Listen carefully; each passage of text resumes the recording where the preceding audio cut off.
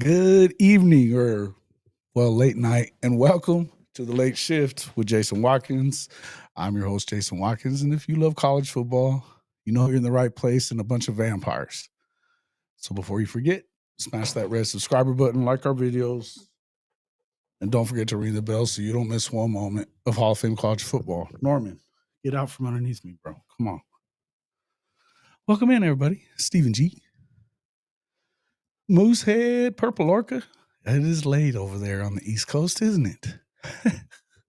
Welcome into the show, everybody.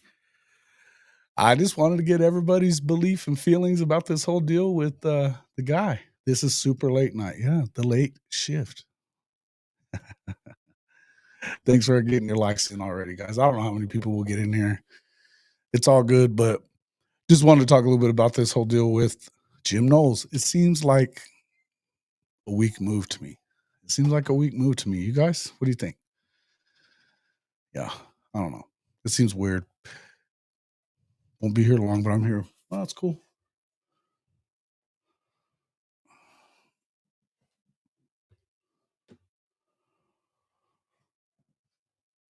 Let's see what you got. What up? What up? What up? Big Lubbock. Jimmy Satterfield. What's up, Satterfield? How's everybody doing tonight? What are your thoughts about this? What are your thoughts about Jim Knowles to Penn State? Tell me what you guys think. I think it's kind of laughable. It's weird to me that, I guess we'll be talking about this in the morning on the morning show with Big Bogue. We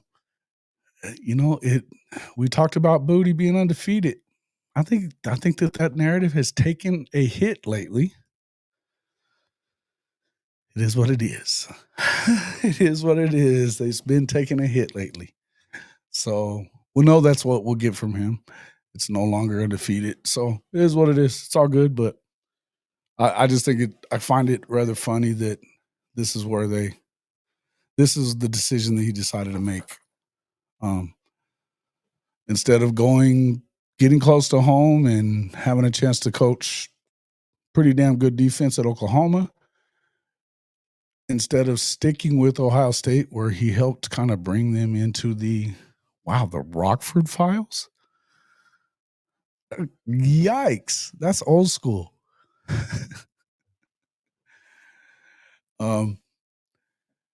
Instead of sticking with Ohio State, where he built the national championship defense, this was the decision that was made. It is what it is. From what I'm hearing from Nick Saban, the whole football world has changed. College football needs to protect our brand. College teams are being redefined. Okay?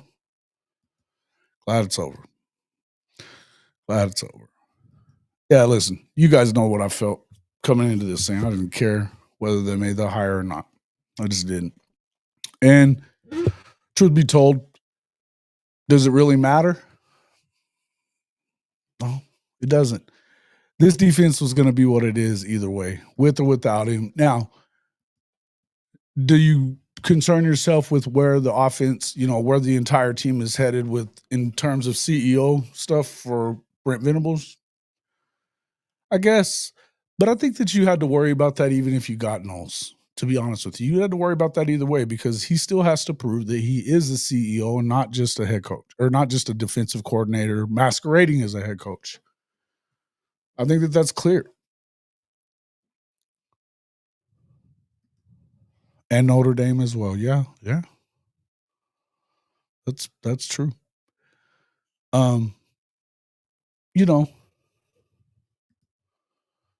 It sounded like he wanted a chance at beating Day and LJ more than anything. I could see that. Certainly more than he wanted to, be close to mama. I guess. Hey, listen, man, it is what it is. And in the end, like I said, does it matter? Does it make a huge difference at Oklahoma? I think in some instances, I guess if where we're going with Orca here is saying, maybe he saw something he didn't like when talking to BV or something like that. Yeah, you could say that if you want to.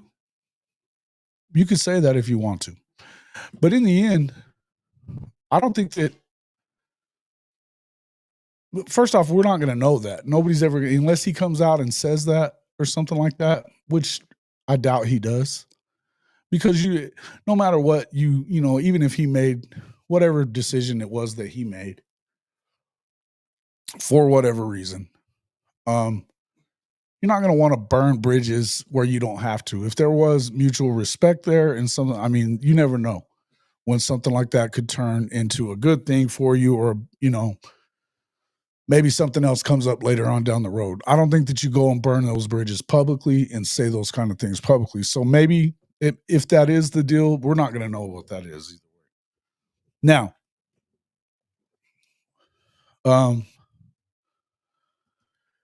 to the negativity and the doom and gloom crew of the Oklahoma fan base, yeah, that's what they're going to say.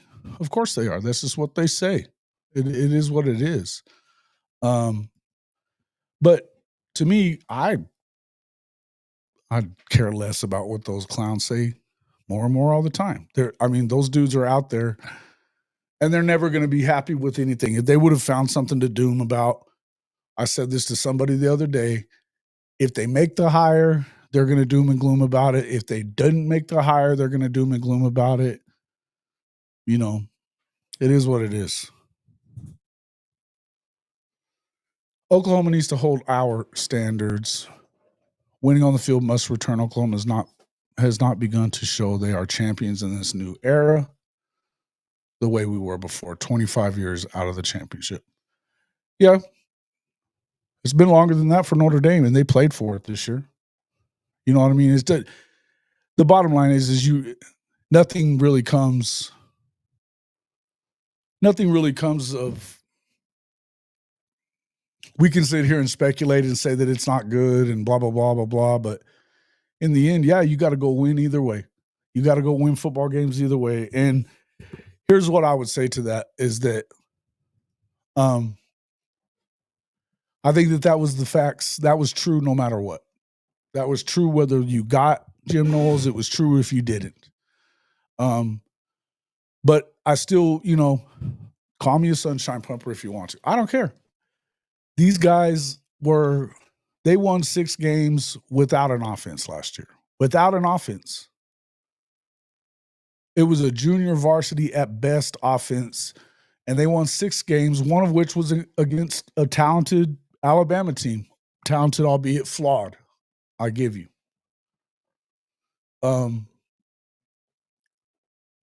It is what it is.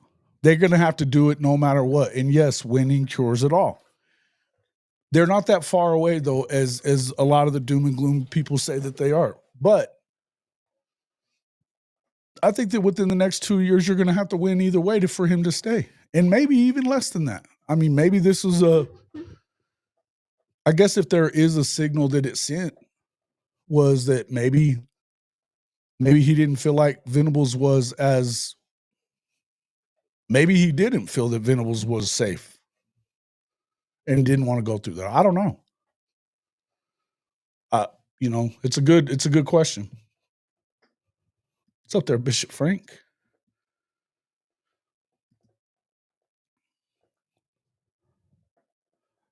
Hey, look at this. Look at the Texas Tech guy bringing in truth and honesty. He went to PSU because he wants to coach against Indiana and Illinois and Minnesota instead of LSU, Florida, Texas A&M. I mean, yeah. Texas SEC needs expansion. Expansion or realignment? Rebalance is what you're saying, realignment? Yeah. A couple of wins, a win here, a win there, and you end up with 5 teams in the playoff this year instead of 3.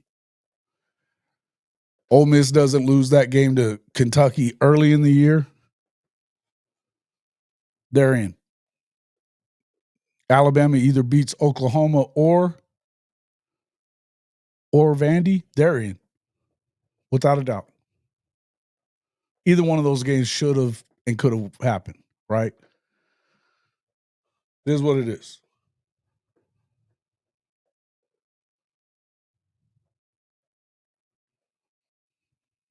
They need rebound. Wait, what?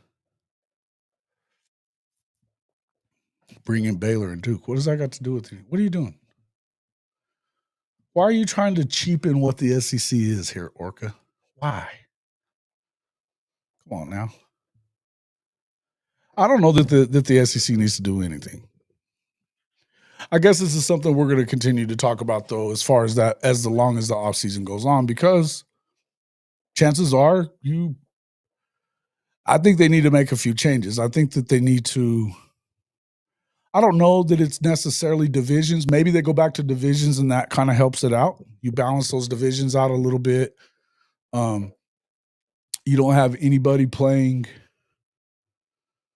these crazy schedules. Now, if you do that, though, here's what ends up happening. And this is stuff that I know Oklahoma and Texas fans didn't love about the SEC, was that you don't get to play everybody all that often. Texas A&M played Georgia, one time in 10 years. One time in 10 years. Okay? That is what that divisional scheduling does for you. Now, can you save people from each other? Sure. But what you don't want to lose, and this is where I think that this is just as important, if not more important, is that you got to remember you want to keep these rivalries intact, especially in the SEC. Look, nobody's okay with losing either the Georgia-Auburn series or the Alabama-Auburn series, right? Not going to happen.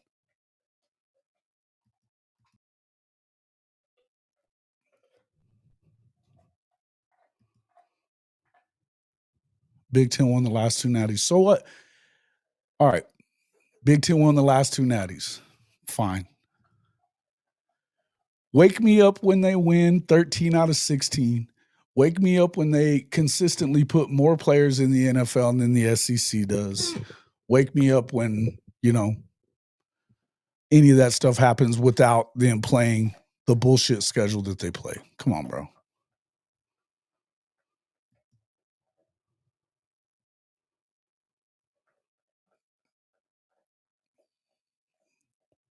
Make SEC similar to big. I don't understand what you're saying. So SEC is going to have its favorites, and OU will never be one. And they'll never try to protect OU like the Texas brand. So what? You know what? Protecting Texas's brand is what had them at the bottom of the Big 12 for as long as they were, or in the middle of the Big 12 when they should have been at the top at all times. You go through what you go through. Hey, you know what? You get the hate whenever you're not the media darling. You're going to get it. And when you win all the time. Look, for all the talk about Sark and Texas and all this, they're 2-2 against Oklahoma. And both times he beat OU, they were playing a backup quarterback. And they lost to a backup quarterback. He wasn't really a backup quarterback. He shouldn't have been anyway.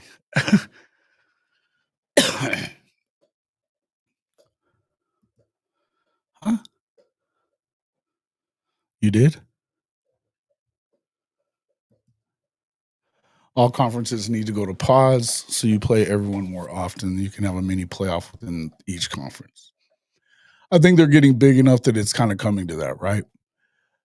The other one that I don't mind the idea of playing less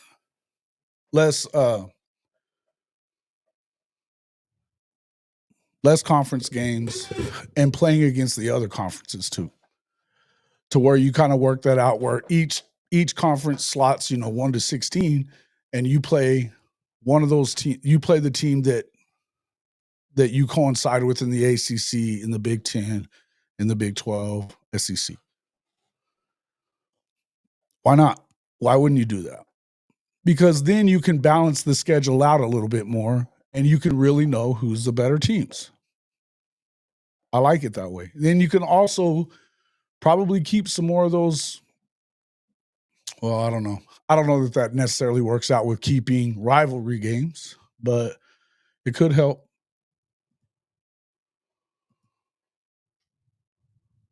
Okay. Yeah. No, I don't disagree with you.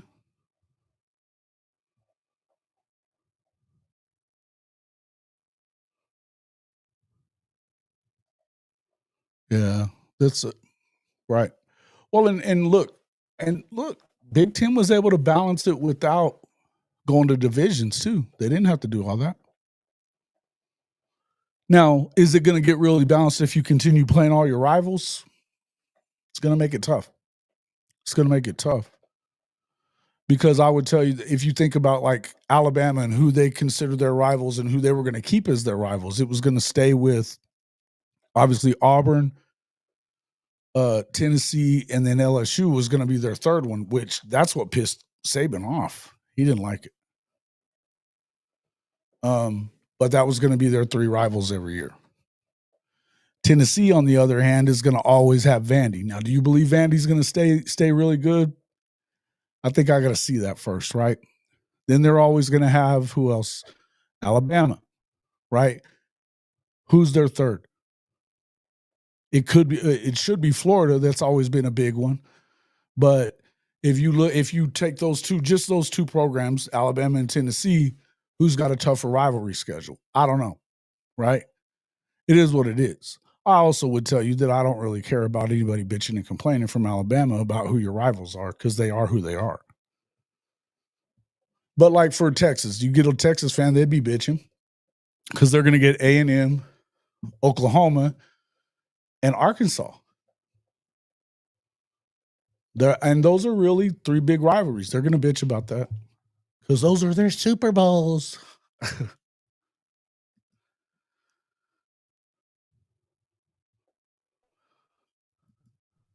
Yeah. That's weird, right?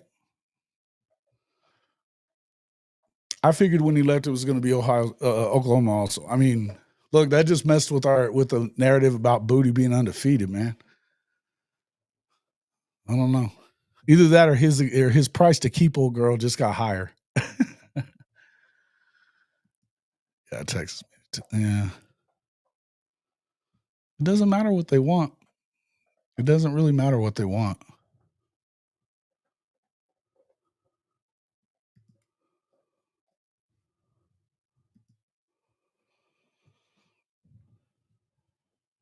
Oh, you got LSU, Texas, and Mizzou.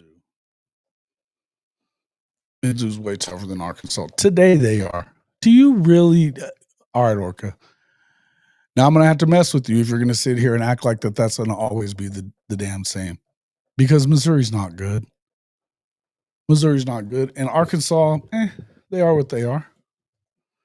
LSU and Texas, yeah, it is what it is. But when they started talking about it, they were acting like it was going to be Florida, which wouldn't be any easier right now. Not with DJ Lagway and the way it starts to look.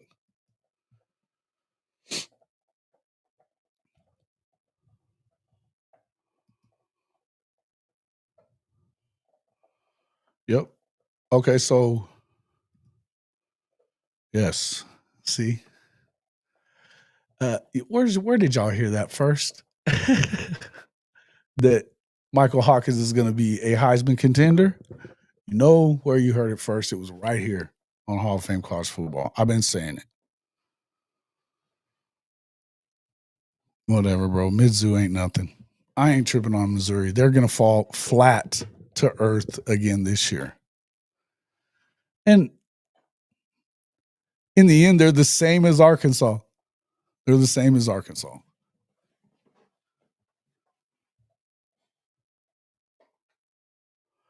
Sharpshooter, my man. What's up, bro? Just in here bullshitting, talking it up.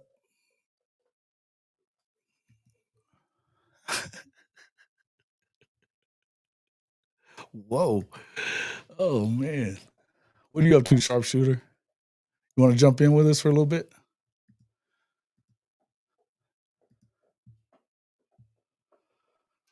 Mm-mm.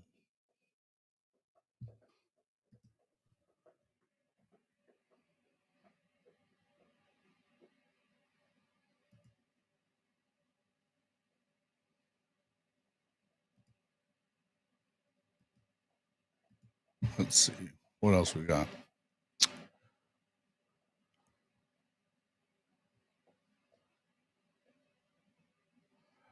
You gotta quit complaining about the schedule, bro. It ain't gonna do no good. It's gonna be that way. Oklahoma also has a lot better record than Texas over the last 10 years, which is what they based all that off of. That's all there is to it. It was based off of that, and so it is what it is. I mean, we can complain about it if all we want. It's not going to change anything. So it is what it is.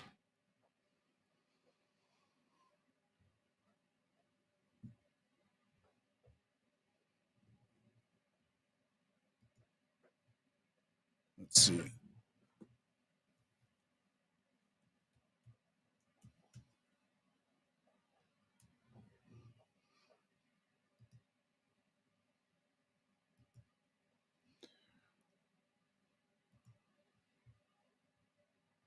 Who's going to be the linebacker coach? Mm-hmm. All right, man. No worries. I just thought I'd check with you. See what you thought. Well, tell us what you think, though, about this Jim Knowles stuff to Penn State, leaving Ohio State. Does it hurt Ohio State is the question I have. How bad are they hurt in this still? Ohio State champs, where you at? You still in here?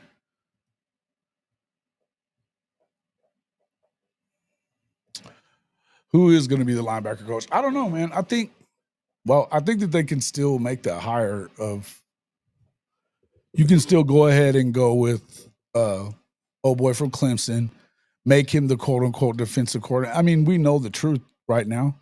And here's the thing: even if you could make it be Jim Skalski, why not?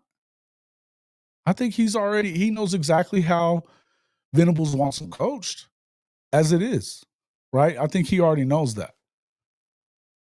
So to me, am I worried about it? Not really.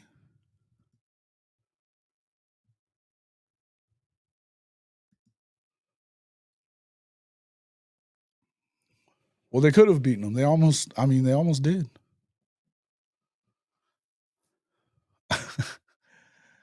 Bro.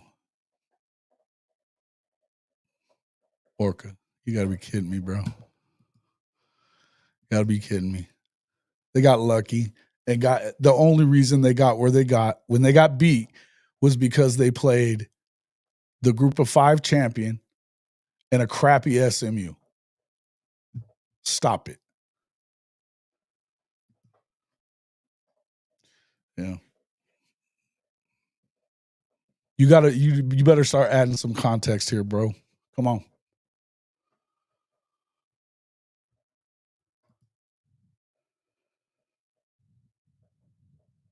Should have beaten Tennessee, should have beaten Mizzou, should have been.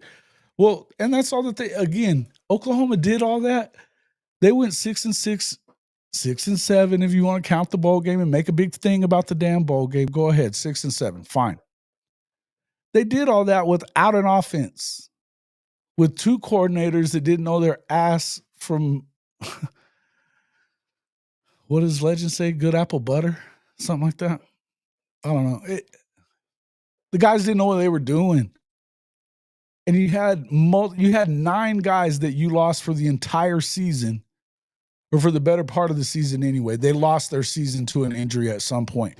5 out of the 6 of those dudes didn't play more than 2 games as far as the receivers were concerned. The 6th one, we had him go out, in the second to last game or whatever? How are you supposed to win like that when you don't have a good coordinator and a good scheme, good any of that stuff? You've got a quarterback that's pissing down his leg at every turn, and they're not playing the right guy. It's not going to happen. It's not going to happen. But for them to still win 6 games, to beat a talented Alabama team, tells you that defense was that good. You add a competent offense to it, now what? Even with the schedule being what it is. And let's also not forget that the schedule isn't quite as crazy as it may seem. If you believe that Missouri's still going to be all that, I got to tell you to take a look at what they are. I got to tell you to take a look at what they really are. Do I believe that the backup quarterback at Penn State was that guy? No. Do I think that Drink is that guy? No. Come on, man.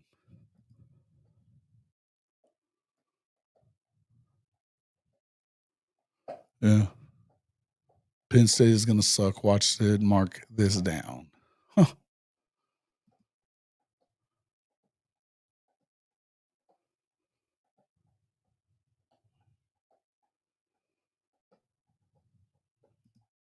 South Carolina should have been a win too. Look, man, that's the other thing. Is that a team that you believe in?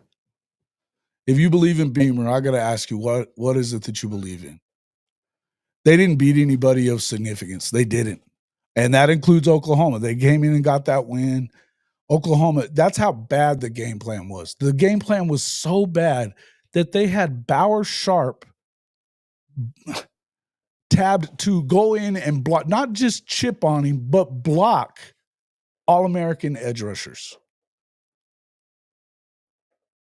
You know that after they went to Jackson and changed up how they were blocking that, Oklahoma outgained them for the rest of the way. Come on, man. No, he didn't see a ghost against South Carolina. He saw the real deal coming against South Carolina. He got beat to hell against it because there was nobody in there blocking except for Bauer Sharp. Go back and watch the film, Orca. Go back and watch the film because you know better than that. He didn't see a ghost. No, the guy seeing ghosts was come on, guys. Y'all know it was Jackson Arnold. Hawkins had that bad game. And again, maybe it doesn't turn out like that if they didn't think that the best way to go about blocking that game and blocking the All-American edge rushers on both sides was with Bauer Sharp. Squeezing your blocks to the inside and leaving those dudes to the outside alone without getting blocked by anyone but Bauer Sharp. You have got to be shitting me. That's not a ghost. That's a real guy coming at you. Come on, man. That was terrible game planning, terrible scheming, and it's why they finally fired his ass after that.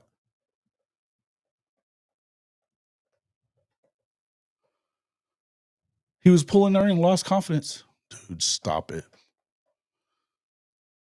Stop it.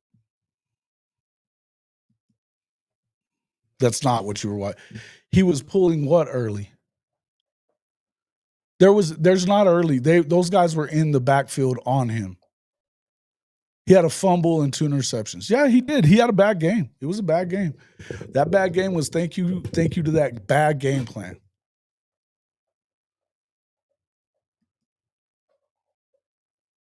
Yeah. Yeah, no doubt. X-Rob should have been in a shit ton more. Even after they burned his damn red shirt, and then he doesn't hardly get any touches against LSU. After he, had a huge game against Alabama. Huge game against Alabama.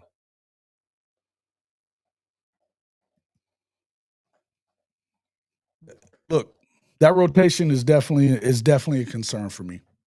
Definitely a concern for me. The running back rotation, I love the running backs in the room. The rotation and the lack of consistency thereof is concerning. Taylor Tatum is a straight up touchdown waiting to happen. X-Rob is a hard yard, big play waiting to happen as well. Don't get it twisted. When you see Torrey and what he can do, he's a touchdown waiting to happen also. I like Javonte Barnes if he's running hard and not just running right into the back of a lineman. But we got to see him stay healthy for an entire season as well, and have that confidence that it looked like he had towards the end before he got hurt again. That's a concern. Right. No, LSU and Navy X-Rob didn't get enough carries. Oh, I know. It was like, to me, why even borrow? But why even bother?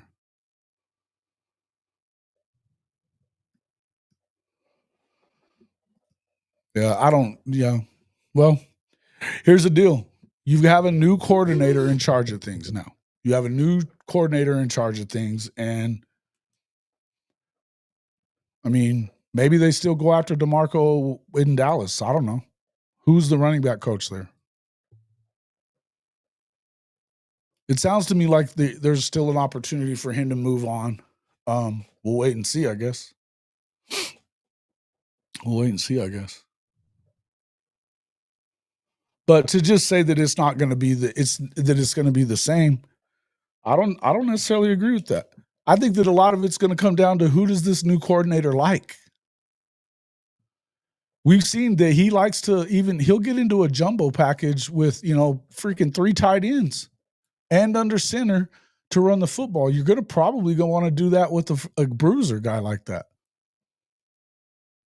I also think that I'd love to see Taylor out of the backfield a little bit, playing a little bit of the slot whenever you go into like a 5 wide and stuff like that. Why not have him in there? Even you can motion him into that if that's what you want to do. There's plenty of stuff that they can do.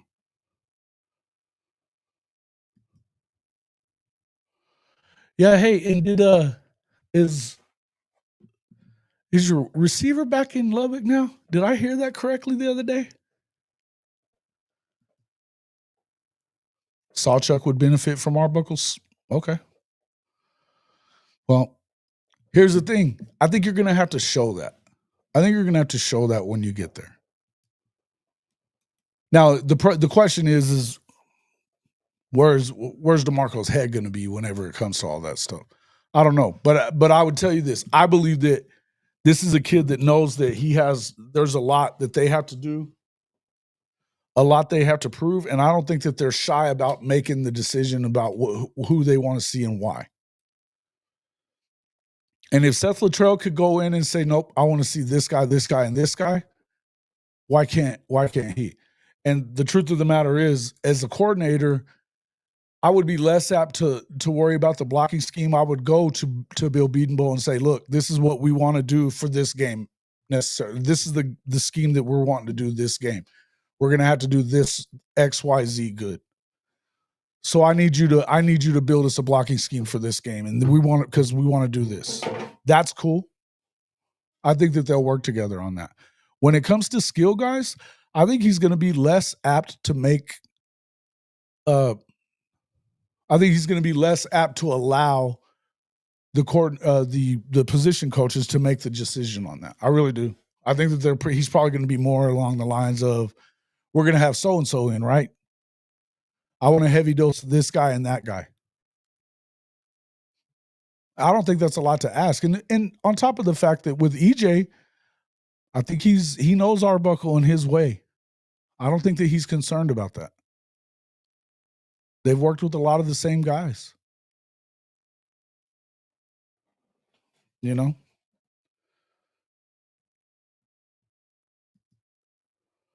If you have 7 running backs, you don't have a running back. You have 7 running backs, you have a running back if you have a good rotation of 2 or 3. But if you're rotating 7, you're right.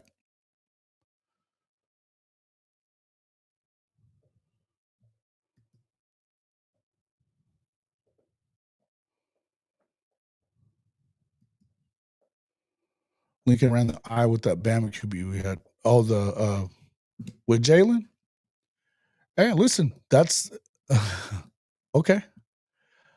Have you guys really gone back and watched what Washington State's done over the last couple of years? Hell, I've even gotten into watching some Western Kentucky stuff that he was doing at the end. He's not stuck on anything. The dude ain't stuck on anything. He's not afraid. Not afraid.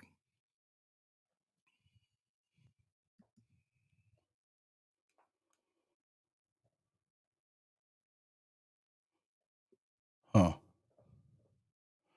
Chris Lavelle thinks that he'll sit out the spring semester and decide on coming back to Tech or staying in Aggie land. Good.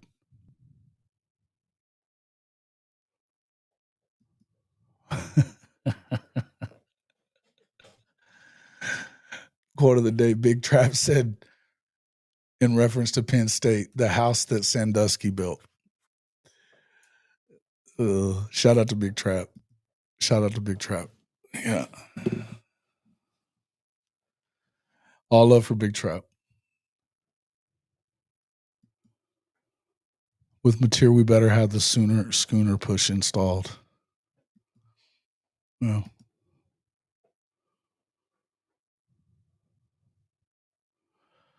Yeah, the O-line, I don't think the O-line, I'm not as worried about that as some people are.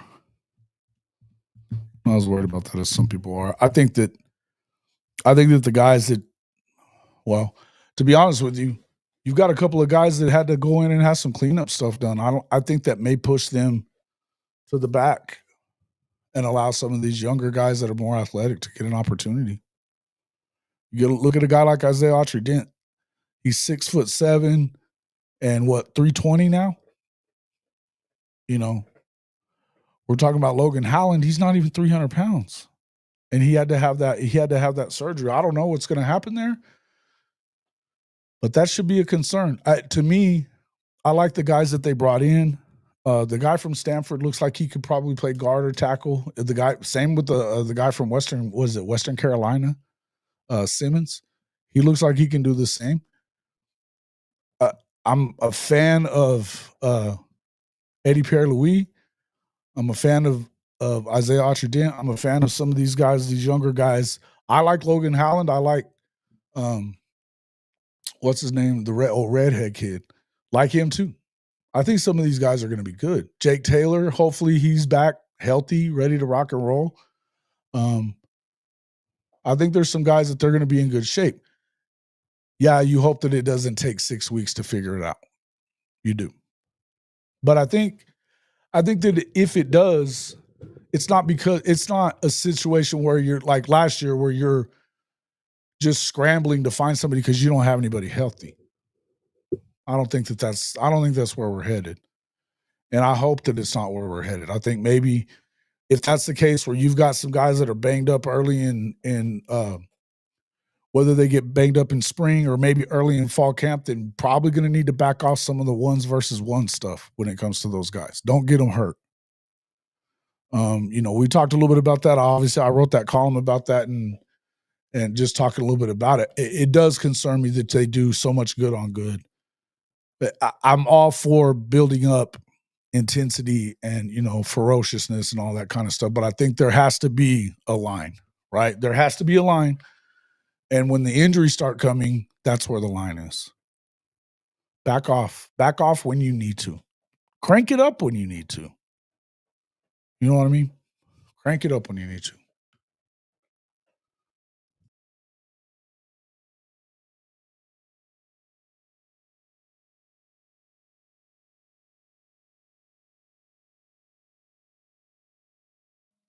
Yeah, you got to go watch Buckle, man.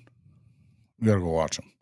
I've basically seen both seasons at Wazoo. I like them.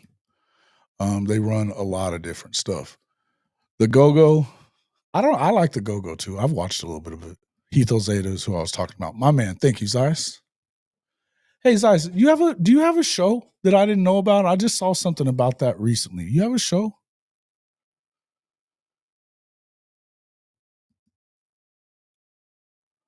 I don't know about that either.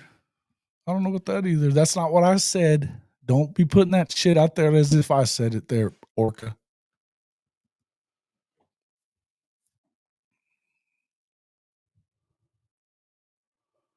I don't think you want to get him back. First off, they didn't do that to you can't hit the quarterback. The blue jersey guy doesn't get hit. You do know that, right, Ian? Or Ian? Ian? Is it Ian? You can't hit the quarterback. They didn't hit him. He was hearing ghosts and worried about throwing picks and scared to death of his own shadow. It's not going to get better at Auburn, I'm afraid. The quarterbacks also. Yeah, it was the quarterback. The one that played the most. I think that if you stick with Hawkins, things probably get a lot better. And maybe not in terms of wins because the way they were doing things it wasn't good. But let's just say with Hawkins in the Mizzou game, they win that game. They do. The South Carolina game, Yeah, you can say what you want to say about it. I'll just continue. I'll say that one more time. Bauer Sharp should not be blocking All-American edge rushers. He should not. He was just scared. He's just, dude. I said this one time before, and I'm going to make it what I really think about this clear. Some guys are that guy. Some guys have it inside of them to be not scared of a damn thing. When the play breaks down, they get better, right? You talk shit about them, they get better. They use it as fuel. That guy was not Jackson Arnold. That's not who he was.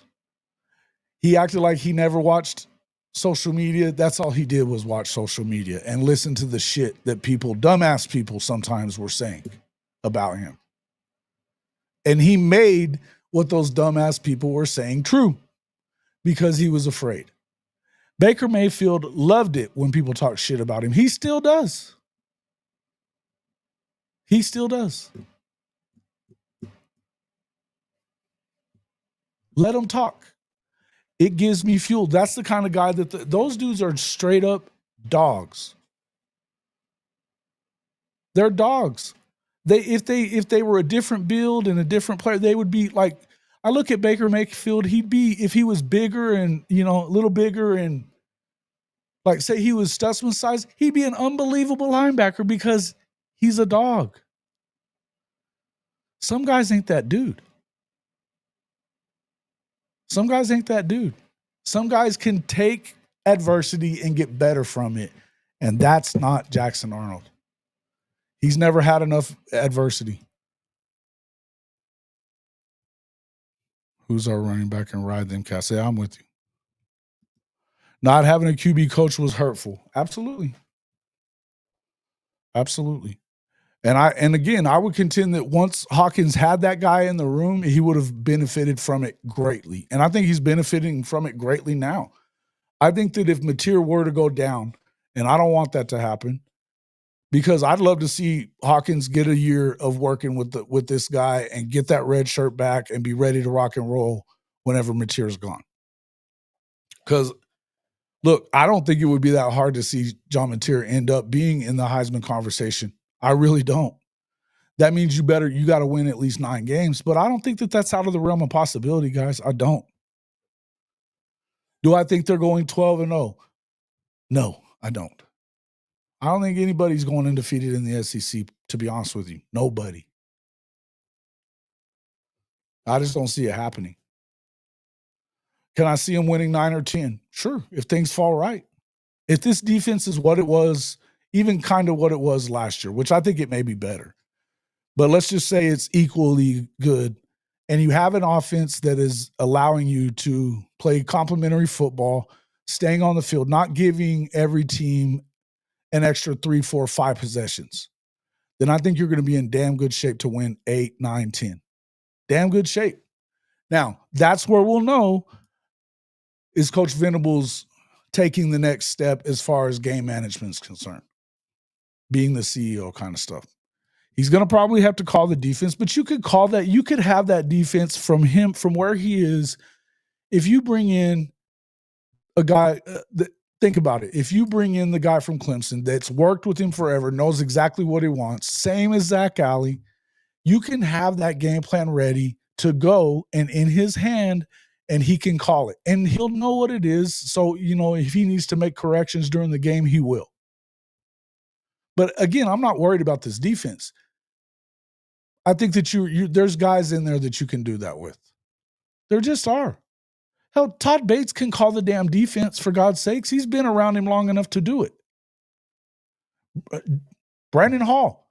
You think Brandon Hall is going to need him to hold his hand all the time if he just moves him up and sticks Skalski in as the linebacker coach? I don't. And I said this a while back. Go back and look if you don't believe me. Brandon Hall's probably the better guy for the job anyway. Let him have it. Let him have it. He knows exactly what Venables wants. Exactly what Venables wants.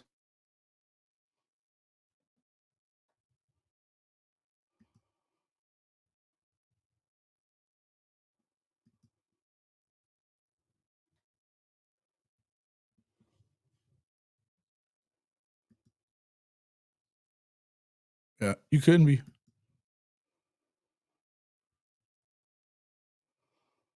Only non-EE. What are we talking about with Nixon?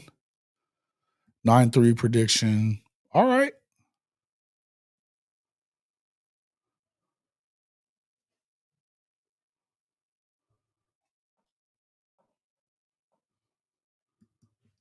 Lead it with 2 minutes and the game is on coaches to me. So did Venables run out there and slap that ball out of Jackson Arnold's hands when nobody was around him?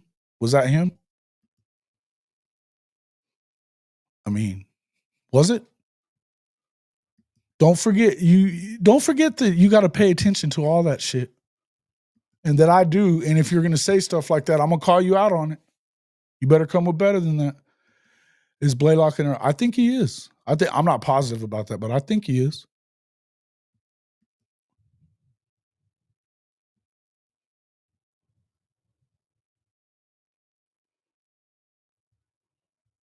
Yeah. Non-early enrollee is who you were talking about. CJ Nixon's not early. Okay. That I didn't know, but that actually, you know what? That one probably makes it easier to not play him right away, right? Unless, he just comes in and is completely disruptive day one, which is going to be harder to do if you're not in the program right away, getting bigger, stronger, faster. CJ Nixon is a dog, though.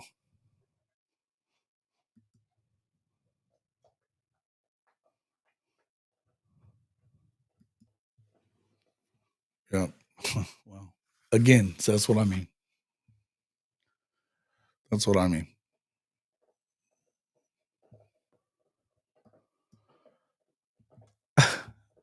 Okay. So you telling me, so that was a coaching thing too? Come on, bro. Orca, you got to stop with your Sooner Cowboy stuff here. Stop it. Stop it. You can see at some point it gets to be on the players to do their job. And you can say whatever you want about, I'm going to continue to say that the secondary was fine. I think that a couple of those guys freelanced a little bit more than they probably should have, feeling like that they had to try to make something happen for them to win the game. They were seniors. They wanted to win. It is what it is. A healthy Gentry Williams will help you a ton in that position. I think that their secondary didn't lose anything. I think Peyton Bowen gets better all the time. And in fact, if you didn't have a healthy Gentry, I think he ought to be opposite of his brother at corner. That's just me. Mizzou's going to take a step back. Bama, I don't know. I think Bama can be. I'm going to tell you guys, I'm not the one predicting their downfall yet. I think they've got a really good coach. I think that they have to continue to make the transition. We'll see how that goes. What they do, I mean, I don't know, man. I think it's a tough position for him to be in, but he is a good coach. Now, South Carolina, do I believe in them? No, I don't. Do I believe it's going to be a tough game to go beat them in Columbia? Yes.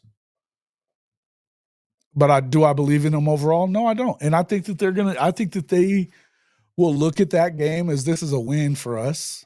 We beat them in their house last year. We're going to beat them. I think that's the kind of game that they lose. I think LSU's scary. I think Alabama's scary. I think going to Tennessee, although I'm not sure that Tennessee's better than they were this year, I think going to Neyland Stadium is a tough place to go play. Those are my possible 3 losses. I don't think Ole Miss got better.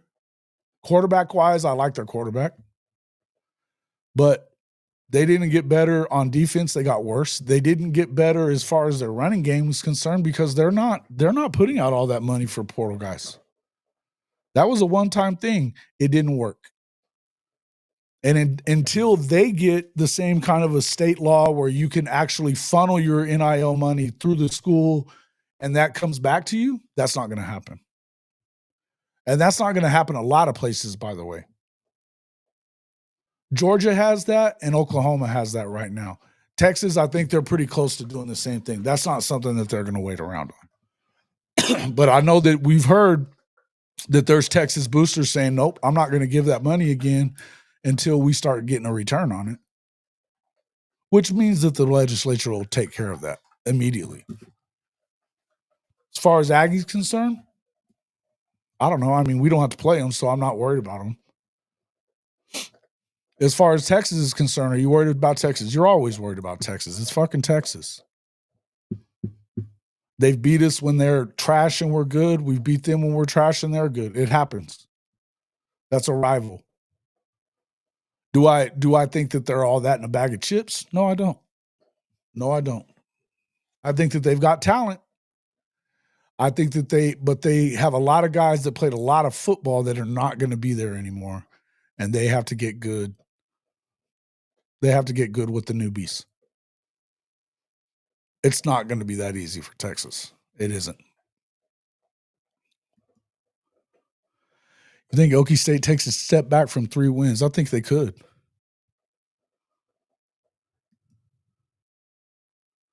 Yeah. I agree with that. Am I worried about Missouri? Hell no, I'm not worried about Missouri.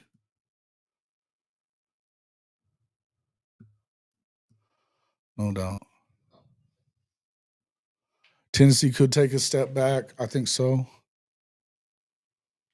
New quarterback, no burden, no. Did Luther leave? Is he going to the draft? Yeah, they're fucked if that's so. They're fucked. Oof. Okie Light's not going to be an SEC program, just so you know. They want nothing to do with Okie Light. Nothing. What's up, bro?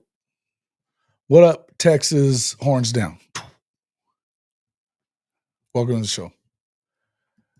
Again, I think that Texas is still going to be. I mean, they're going to be formidable, but they have to prove it. There's a lot of guys that have to prove it because they lost a lot of dudes. 4 out of 5 guys on the offensive line. Arch, I think that do I think Arch is better than Quinn? Probably. Probably.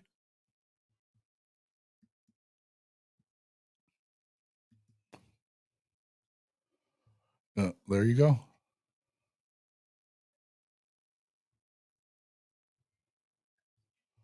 There you go.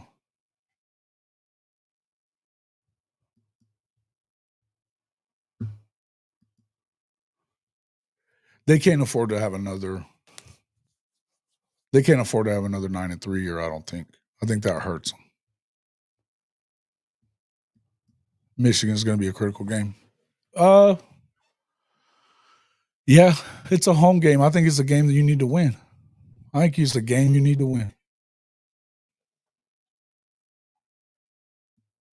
How do we know that, Texas? How do we know that?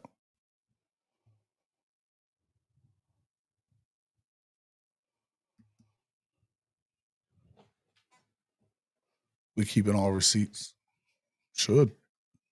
Hey, look, there's nothing better than a football team with a chip on its shoulder that has talent. Just so you know. Yeah, I think it is. It is a big game. It's a big game, guys. Every game is. You want to win that game, and I think it's a big game. I think that's a big game for the SEC, quite honestly. So is the week one between Ohio State and Texas. Big game. They're both going to be new teams, new quarterbacks, a lot of new guys on defense, a lot of new offensive line. It's a big game. Texas obviously has to go to Columbus. The shoe is not an easy place to win. Material better than Arch. I think he's definitely more advanced. We'll see.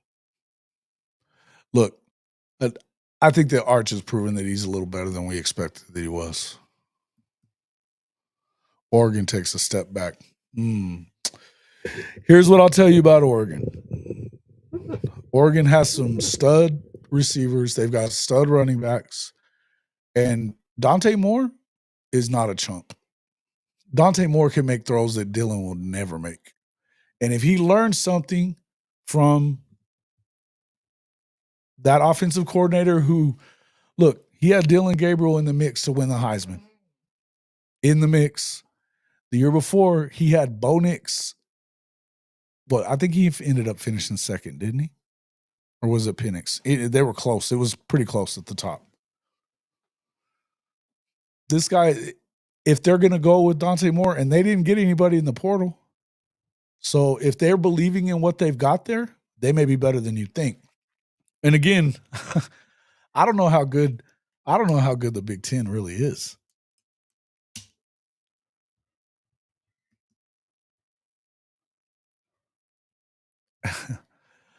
So do I. I think you have to expect that a little bit, right? Now, here's the thing, though. They're still playing Mississippi States of the world, Arkansas, Vandy, Kentucky. They play Oklahoma and they play Georgia and then they play Georgia. They do play Florida on the road. That one could be tough. But if they lose to Georgia again and they lose to Oklahoma, then there's your 2 losses. You can't afford to have a third one, pretty much. Going on the road to the Swamp, even when they're not good, is not an easy place. And DJ Lagway looks like he's the real deal.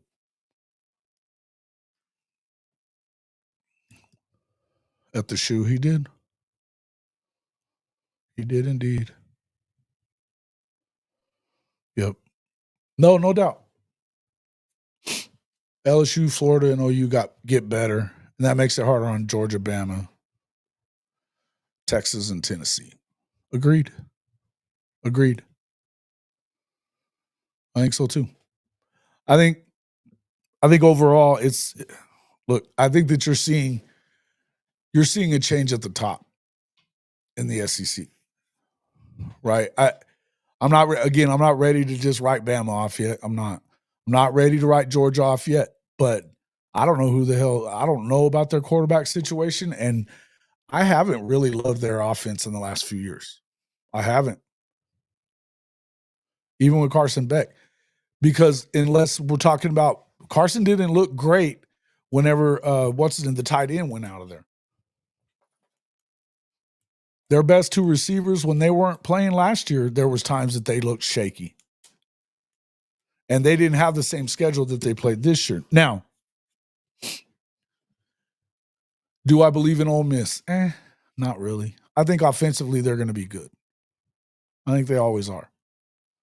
I think Oklahoma should have won that game this year, though. On the road, they were leading at the half, and their offense fell apart.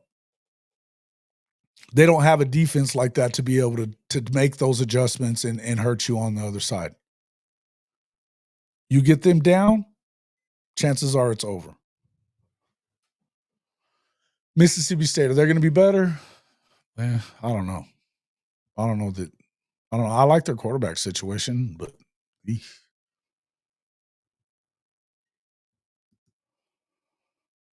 yeah. The defense is fine, bro. The SEC beat each other up this year. They did.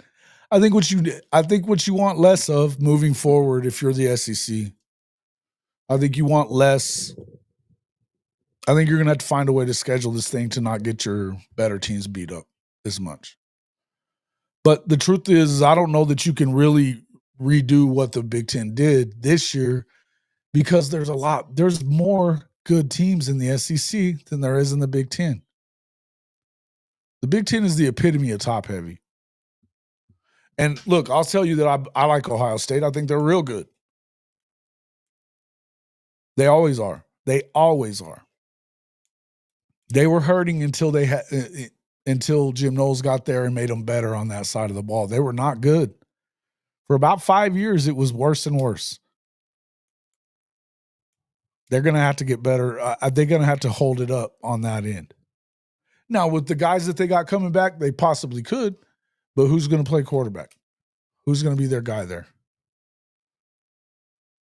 There's nobody left in the portal unless they're able to get Quinn to decide that he'll come back the way that Miami did with Cam Ward, which I could see. Yeah. Dylan was good. Dylan was good to an extent, though. He was limited in what he could do, though. He had to be on time all the time. He's not going to get the deep ball out there to the level that you got to get it to if he's late. You saw that happen against Ohio State the second time around. But here's the difference in Dylan and Jackson Arnold. One's a dog, one in. Dylan is not afraid of the challenge, man. That's why he was good. Hey, I ain't got nothing bad to say about Dylan Gabriel.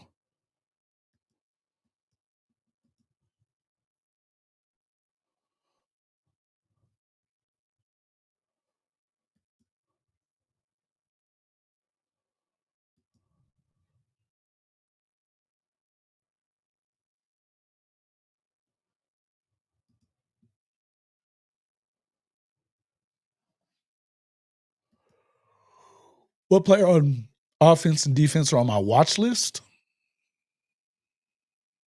A watch list is like, who's going to be the man? I think you got to start with your quarterback. I think you got to start with your quarterback on offense. What's Mateer going to do in the SEC? We know what he did against Mountain West. We know he knows the offense. We think, and he looks like he can get it done, man. He's got a little moxie to him. I like him. I like the guy backing him up too. I think that I think you have the right game plan, it's going to go well. I think it's going to go well there. I think you got to see, as well as somebody that you better be watching for. Yeah, the backfield. I think the backfield, there's a big question there, right? What are they going to do? I don't know. I like a lot of those guys, though. I just would like to see him pare it down to 2 guys more times than not. Maybe a third.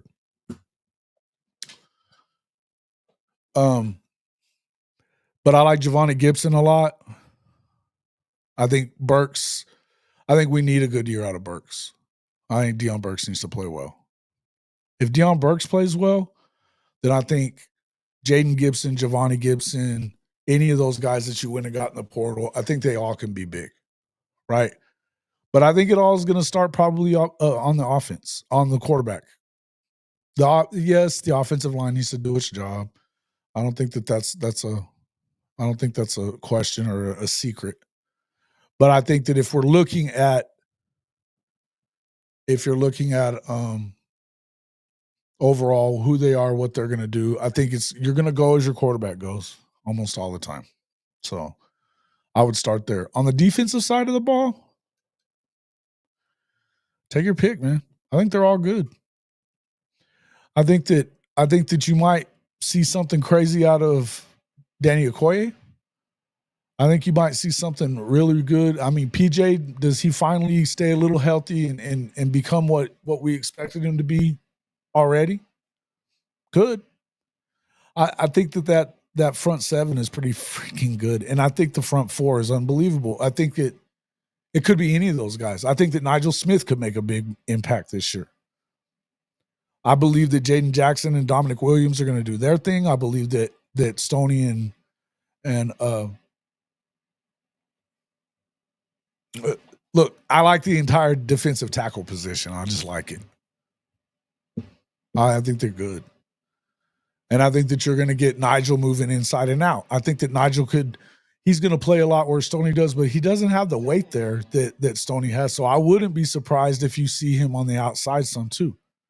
And I think that he's able to do that, by the way. I think Danny Okoye is going to make a big impact at some point this year. And, of course, our Mason Thomas. I mean, look, that's the dude you expect to do his thing. Hope he stays healthy again. But guys to watch out for, Gentry Williams, man, love to see him out there. Love to see him out there, right? Can you depend on it? I don't know. Probably not. Now, I go back to what I said a few minutes ago. I think Peyton Bowen is ready to break out as being a star, a leader. We know he's got game. I think he's good enough to move him to corner if you need to play the corner position. I think that the secondary is kind of interchangeable anyway, but I think that him and Eli on the other side wouldn't hurt you if Gentry isn't healthy. If Gentry's healthy, all bets are. I think that they're a top 10 defense without a doubt if Gentry Williams is healthy. I really think it matters that much for him. The young guys, the true sophomores, Boganowski, Powers, Jaden Hardy. I like Marcus Wimberly coming in. I like some of these guys that are. I'm not really worried about this, and I think that Kendall Dobie, if he's healthy, whoa, what a dog. Love Samuel Omosigo. Love Kip Lewis. Kobe McKenzie's been getting better and better. Hey, you guys haven't even hardly brought it up in here that much, though. But what about this new tight end / H-back that they've been talking about? Jaren Kanak. That's what all you've been screaming about it for a while. We've talked about it a lot. That could be huge, man. It's not when you call a play, you have more. There's not a bunch of you have to read this to get to there and blah, blah, blah, like you do at linebacker. I think that could be a great thing for Jaren. Could be a great thing for Jaren.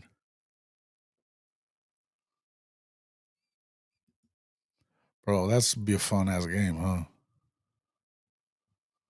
Yeah, I gave you a bunch. I know you were asking for a guy. I gave a bunch of guys. I like them. Guillory, yeah.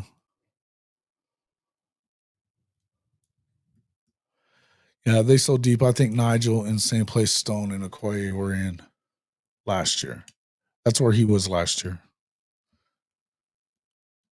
They can't afford. Listen, there's a reason why they kept him around. He's in the plans. There's a reason why they kept him around. He could, man.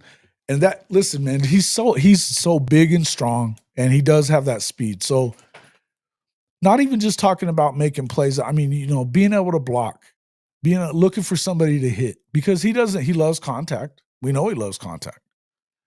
But I think that he won't be as confused. Confusion slows you down, man. It does. In football players, it slows down significantly.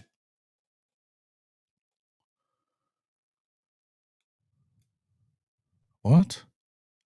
Kanak would be great under Jojon? Are you serious? You guys got to knock that off,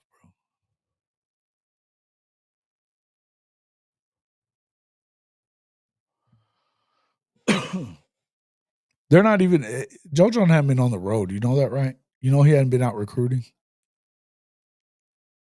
I don't know what's happening there. I'm not going to sit here and act like I do, but it's still pointing to maybe he's not going to be around. If they're not even having him go out and recruit anymore, you have to recruit. Something's up. Something's up. Look, this is what it is. And I think Jojon just as a tight end coach may not be that bad. We know that sure as shit he's not going to be calling plays anymore. Thank God.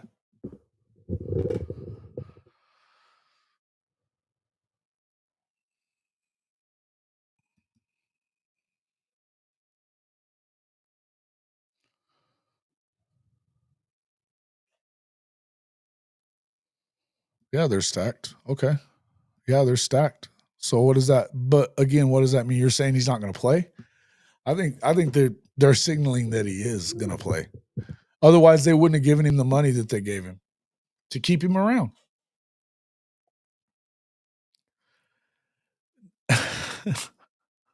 Bro, I'm not even paying attention to you right now. Okay. Not doing it. All right. Let me take a look in here. 30 likes. 30 in here. So I'm guessing everybody in here we've had over 130. That's all. That was a late night. I didn't announce it till later. I get it. They're not redshirting him. He redshirted last year. Last season.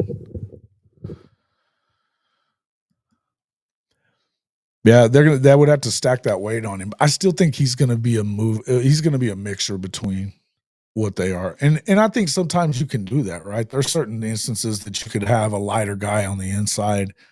There's certain instances that you want a heavier guy outside too. Depends on what you're doing. But I just wouldn't be surprised to see anything out of Nigel Smith. I think athletically speaking, he's one of those dudes. He is. And I know that he's not one of those guys that doesn't work. He's working his ass off constantly. So I expect some things. I expect some things to come from him. I think if he doesn't have any kind of impact this year, this is the last year you see him at Oklahoma. I think it's the last year you see him at Oklahoma. CJ Nixon, nah. I like the dude. I think the guy is really good, right? I think him not coming as an early enrollee is probably going to put him a little behind. That's probably it's not a bad thing, because I think more than likely you want him to redshirt this year, because you have guys like Danny, Nigel. You're still waiting on PJ to kind of become what we expect out of him. I just, same with Taylor Wine. You know what I mean? I think they're expecting something out of him. Plus you got, R. Mason's back. So that's a spot that's locked up. It's outside of him being hurt, he's going to be in there, right? He's going to be in there. So I don't think you have to have CJ Nixon this season per se. Now, if he's that much of a dog, then maybe you want him. But we'll see. We'll see kind of how that all turns itself out. But I think they got better there, though. I think they got better all the way around. And let's not forget, you got Marvin Jones Jr. I didn't even bring that guy up. That's another guy that may be huge playing under these guys.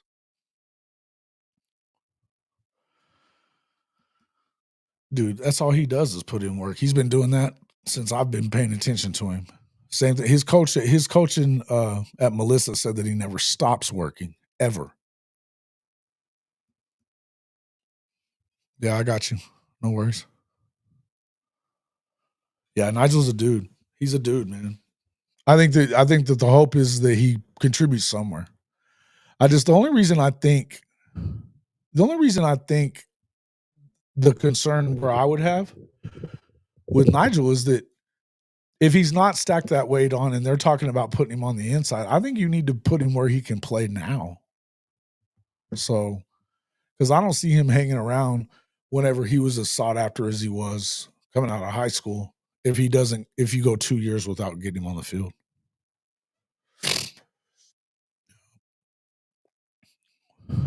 Who's this Frank cat? Are we? I don't think so. If you're talking about the defensive coordinator position, they don't need him. They didn't need him anyway. I think he's going to be fine. And look, that's where you want to know what I really think? I ain't worried about the shit. I don't care who they bring in. I think that you can go with Brandon Hall as your DC.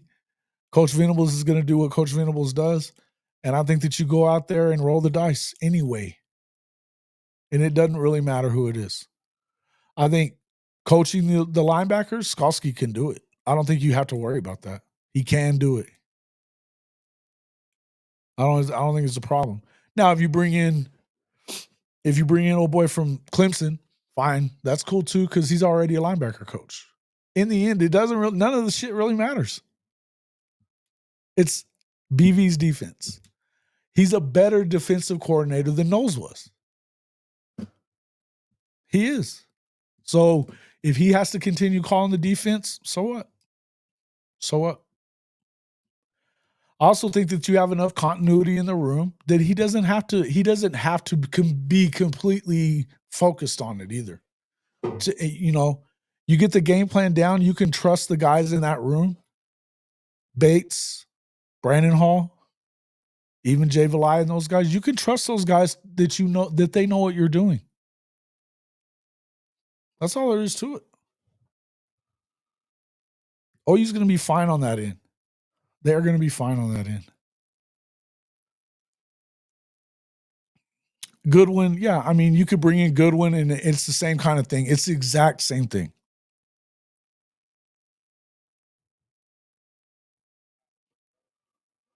Canuck's going to be a Bear.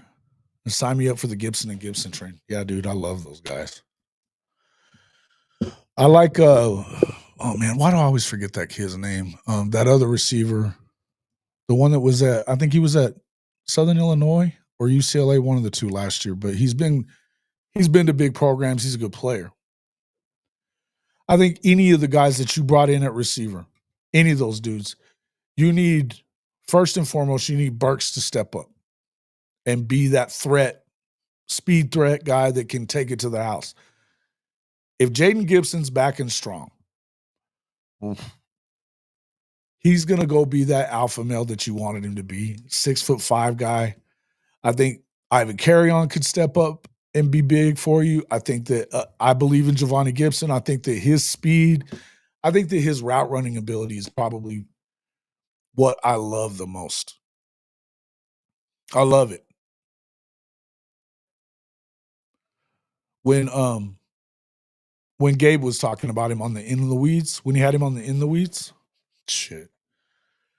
He was talking about that a lot of times if you're that big, 6'3", 6'4", that you don't move that fluently. It's not even a question with this guy. He drops and stops on a dime, man. And he can get to the house. And he likes those 50-50 balls. He goes and gets them too. I like the guy. I do. He's a dog. And he's got something to prove, man. That's the thing about all these receivers. They all have something to prove, including Burks. Because you were expecting whatever you expected out of Burks coming from Purdue. He got hurt, kind of messed with that. But now you got people questioning him a little bit, right? Jaden Gibson, we didn't get a chance to see him last year. You know he was already – he had almost 500 yards on 13 catches and 5 touchdowns the year before because it took him a while to kind of figure it out. When he gets on the field, it's going to be crazy.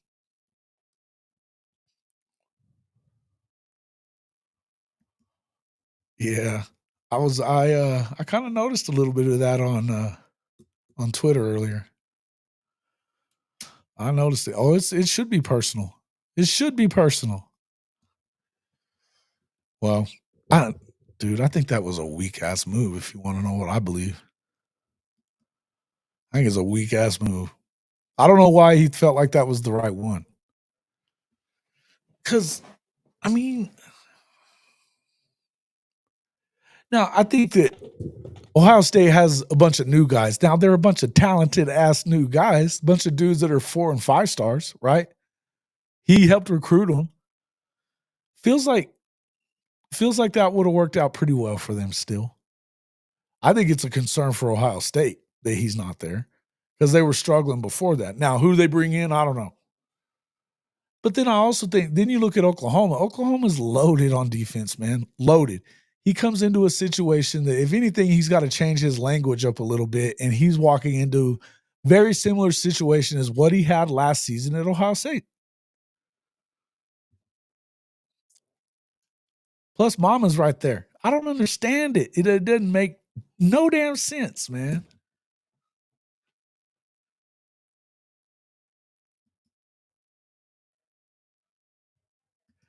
It's a good question, Jimmy. Will he be ready by fall practice? Everything that I've heard is that he will be, yeah. Everything I've heard is that he will be. From what I've heard, he may be ahead of schedule. We've heard nothing but good things. He seems like he's good, man. Seems like he's good to go. I hope so. I think that even if he got 100% healthy, by midseason or something like that, that's a great thing. Because it will have given other guys a chance to step up. I think Ivan Carrion's probably in a situation where he's ready to step it up right now. He's 6'6". You know what I mean? He stayed around. If I thought any of the young guys were leaving, I thought it might have been him because I didn't feel like they gave him enough of an opportunity. But I think that him and EJ have a good relationship. I do know that. So I think he could be another one of those guys that may step up big. And I think that you could probably try him at tight end a little bit. You know what I mean? Catch those tough balls over the middle type of stuff. And here's the other thing you got to think about. Mateer may have a different group of favorites than what we're expecting. When he gets out there, he might like certain guys, But I think they've all said they like him. They've all said they like him. Just like they were all saying that they liked Hawkins whenever he got his shot last year. That is a lot of competition. Competition doesn't hurt anything, bro. It gets you better.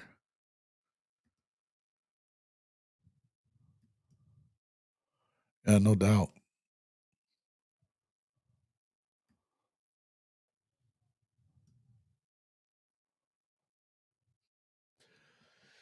Hey, yeah, what's up with that, guys? What's up with this stuff with Drum? And everybody's dogging on him for that. What was it? So I guess what I'm hearing is this. Coop said when he was on the show, right, that it was they accidentally. I didn't realize it was them until later. But he was saying somebody put it in the wrong folder or whatever, and it ended up going out. So are you saying that was Drum?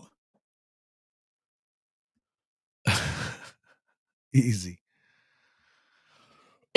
Sooner in Texas, man. That's I didn't say it. On me. Oh man. Loaded. They're loaded. Yeah. I agree.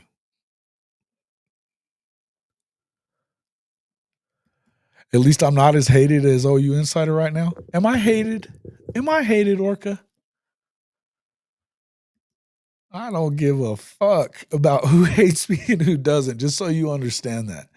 And if it's the Sooner Surge guys, the people that hate me coming from Sooner Surge, fuck them. I don't care. I don't care. That's hilarious. It's all over X. Yeah, that's what I saw that part. I saw that part. Well, I seen where they were taking it on the chin for sure. And Thune tried to I saw on one of the posts where he put something in there about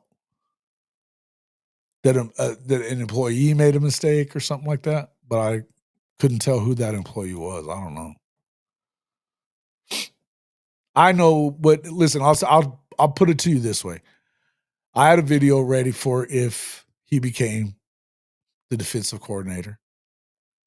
I didn't make one in case he didn't, but I didn't put it into a situation where it would have been an automatic go in or anything. I don't understand how that works. Why would you do that?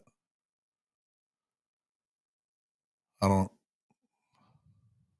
To me, that's something that you need to put it in the send it to YouTube folder when that happens. Not on if XYZ happens, then we do this. It doesn't make a whole lot of sense to me. I'm not saying that I'm right and they're wrong in that. I don't know. And I don't pay that much. And you guys know I don't even care about OU Insider. They're not my favorite group either. But I'm not going to sit here and kill them on that. I don't know how that got out.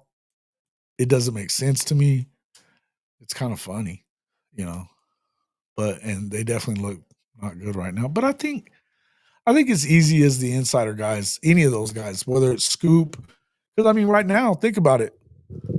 Nobody's really said a whole lot about it lately, but Eddie Radosevich was taking it on the chin after the Navy game because he said during the podcast thing that he thought that BV ought to step down, and then said he didn't say it, and then everybody showed him that he did. I think that guys, all those dudes Insider or not, dude, we're all freaking human. You're going to make mistakes sometimes. I think you're going to make a mistake here and there. I think that's why I could give a shit about being the guy that breaks the news. I don't care about that shit. Never have. I've been a reporter long enough to where I did at a point in my career early on, right? It was always good whenever I would beat the Lubbock newspaper to text stuff because I may have known something that they didn't. That was cool. But the truth is I've seen enough people make mistakes with trying to break stuff and that they didn't have it right that I know that it's much more important just to be correct. Now, you can give hints about what you know. I was telling Cody like this one time. He got killed, skewered over that shit at Okie Light this year whenever he was talking about the O-line coach that they were going to fire Dickey.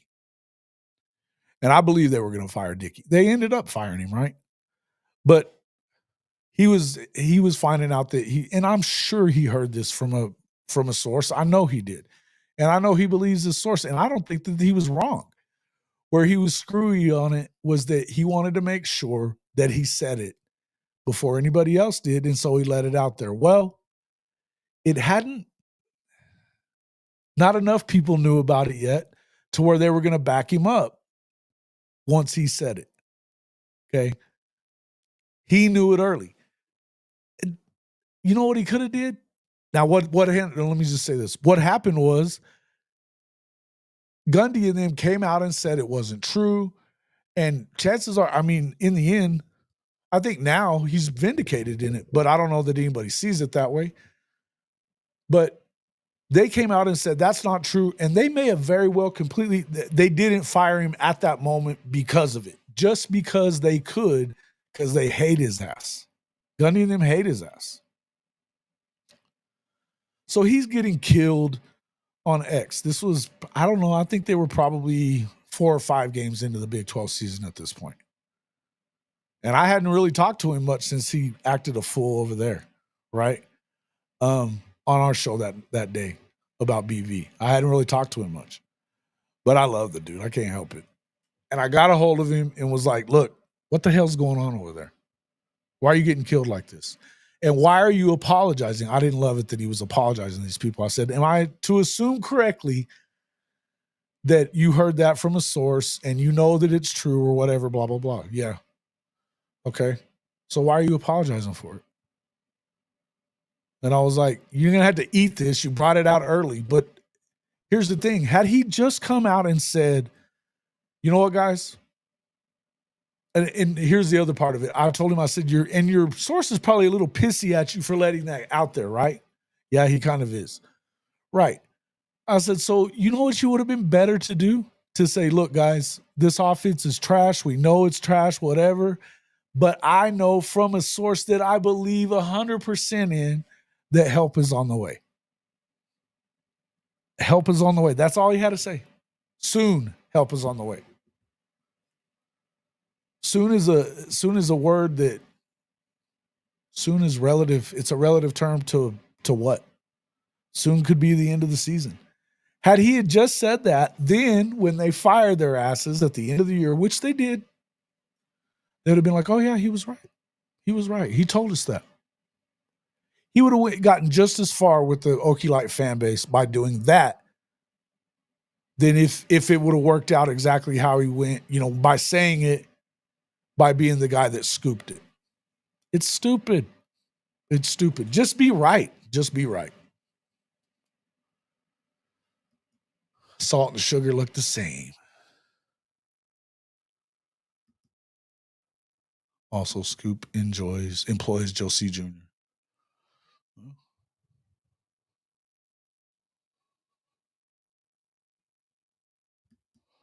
No doubt, right?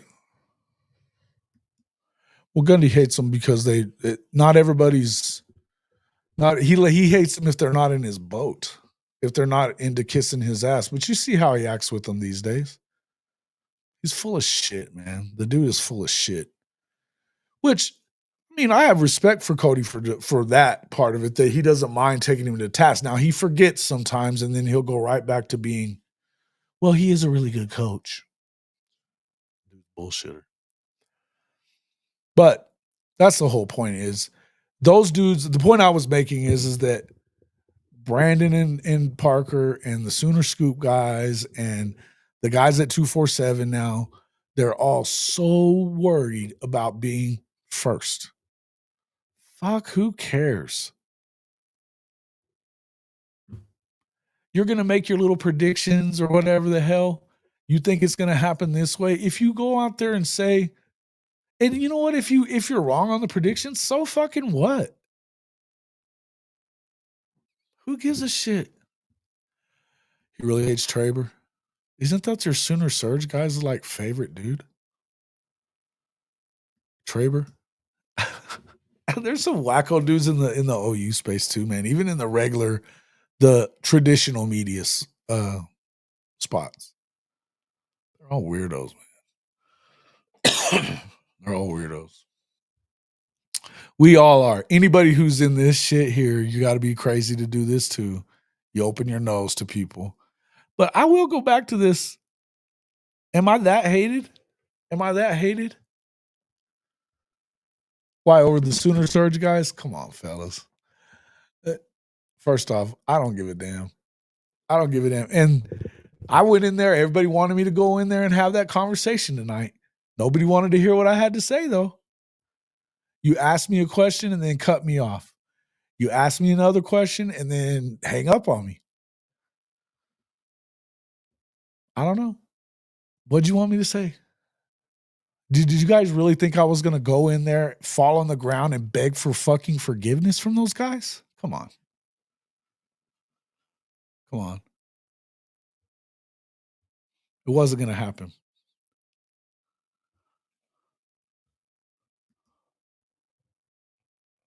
Well, Chicken actually had a car. He had an accident, apparently. I checked him out the other day. Was I a little sassy? I don't give a shit. I say what I want to say. But he asked the question. I gave him the answers.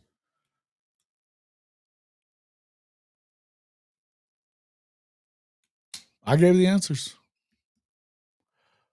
And I wasn't coming in there. I was whatever. Chicken, yeah, he actually rolled that semi-truck. Rolled the semi-truck on some black ice, apparently. And then his significant other had an does he? He hates me? I don't give a shit. He doesn't hate me. He's always here. Got a funny way of showing it. You didn't give a shit about what? Which one?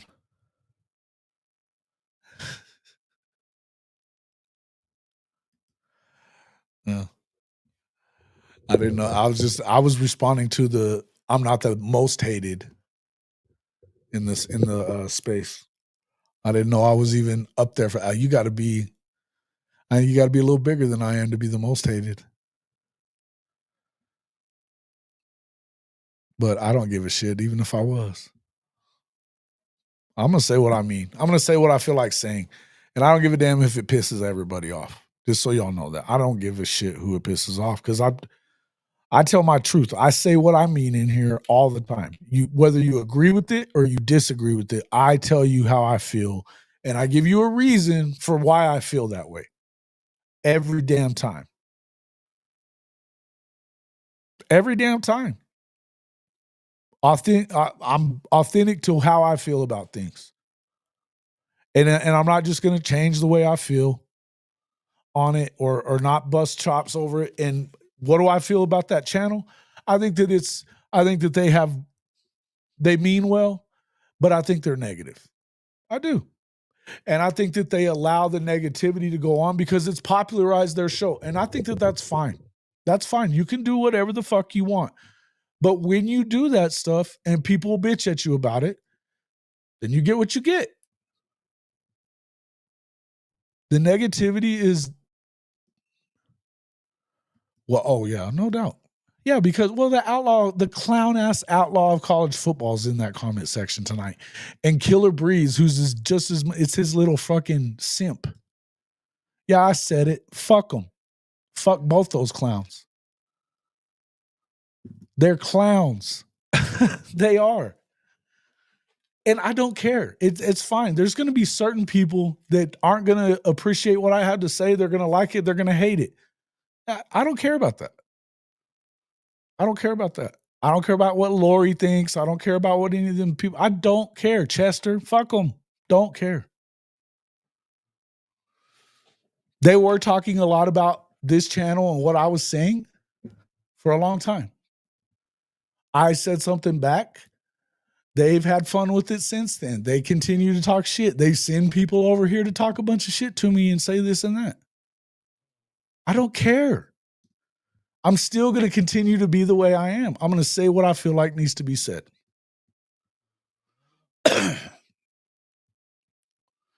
Me and Outlaw are true beef. I think he's a piece of shit.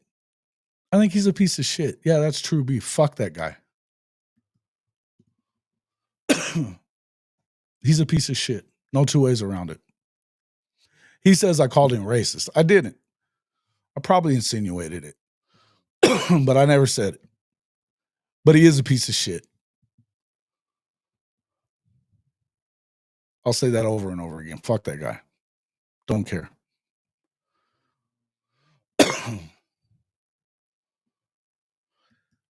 And that's not even what I'm saying. Hey, Orca, when you come in here and you're negative, and I ask you to back up what you're saying, you do. I don't always agree with you, and I don't even expect anybody to agree with me. I don't always have to agree with you either. Just don't come in and say the shit that you know those commenters say in the Sooner Surge and not have anything to back it up, which I said to those guys tonight.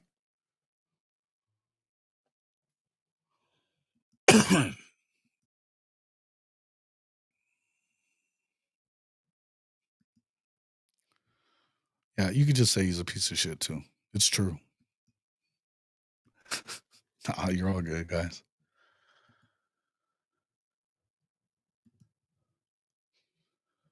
And his little girlfriend, freaking Killer Breeze, they can both kiss my ass. Give a fuck about those guys.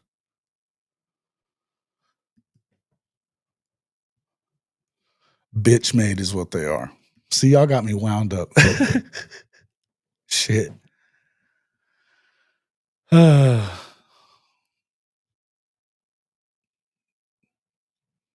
Anyway, guys, yep. That's what I was coming in to talk about Jim Knowles. We can end it there on that chatter. I don't really care about what's going on with the Sooner Show. I don't care if I hurt their feelers. I don't care if they don't like it. I don't give a fuck. Stop saying things that you say or be ready to be ridiculed over it, because I think you're dumbasses some of the time. But it's not even really them so much that I think that about. But just so you know, they were coming at me in the DMs after their show tonight, and I thought less of them for it, just so you understand it. So they can either hush about it and stop bringing it up and stop sending their little minions on here to get shit started, or just be ready for me to say whatever the fuck I say, because I will. I know me, I will. I don't care. I don't care. It is what it is. When it comes to the Outlaw, I haven't thought about that dude in a while, but he's a fucking piece of shit, man. I don't care about the guy. And nobody, you realize that like none of the people that were his friends are his friends anymore? None of them, almost. But just Killer Breeze. But like, even John doesn't hang around with him anymore. I haven't seen, I don't watch the show, but from what I understand, I think, didn't him and Kuz get into it also? It's a good question. I don't know. But there's a reason for all that shit. Because he's a piece of shit. Anyway, that's enough of that. I'll be back in the morning, 10:15 Eastern time. 10:15 Eastern time, right here on Hall of Fame College Football. Make sure you guys hit that like button if you would. We'll be back in here talking about it some more tomorrow. Big Mike Boganowski, possibly Marcus Dent as well. We'll see.